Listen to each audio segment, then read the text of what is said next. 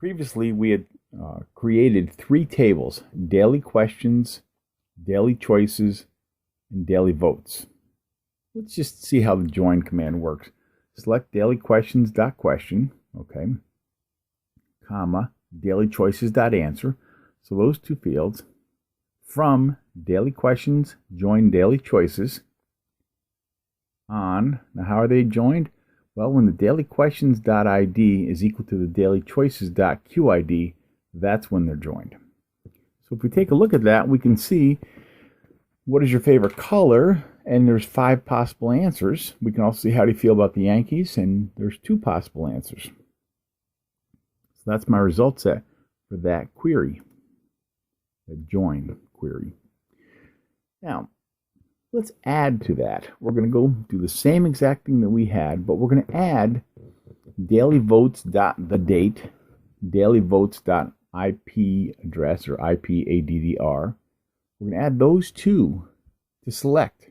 Now we have 3 different tables: the daily questions.question, daily choices.answer, and 2 items from daily votes. So I'm going to still say from daily questions, join daily choices on daily questions.id equals daily choices.qid. We've got that, but that only gives us the first 2 tables. And we now want to be able to link that to the 3rd table.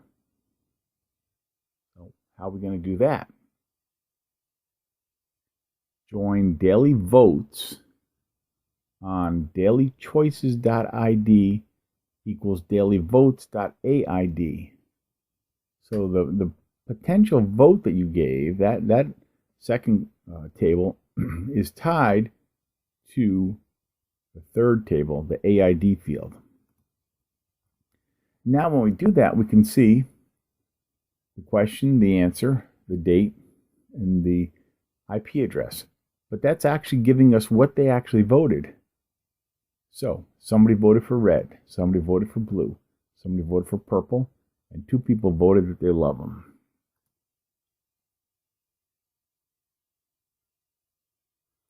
Now, one of the things I might want to consider is the same exact thing, but I'm going to say where dailyquestions.id equals 1. I threw that on the whole select statement. I went back up and rewrote it, but I added where dailyquestions.id equals 1. Then I don't get all of them. I only get the 3 votes related to question number 1.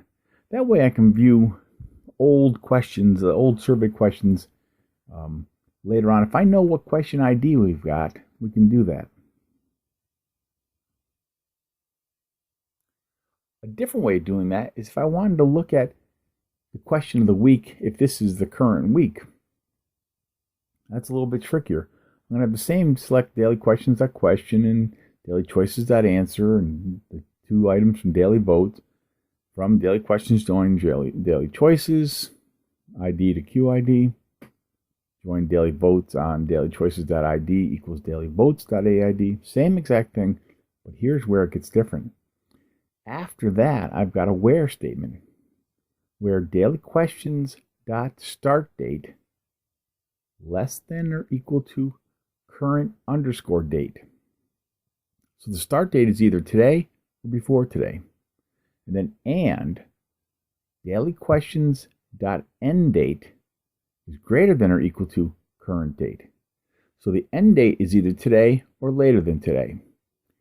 So as long as the start date began today or before, and the end date is today or later, that's the current question. And so I want to look at that.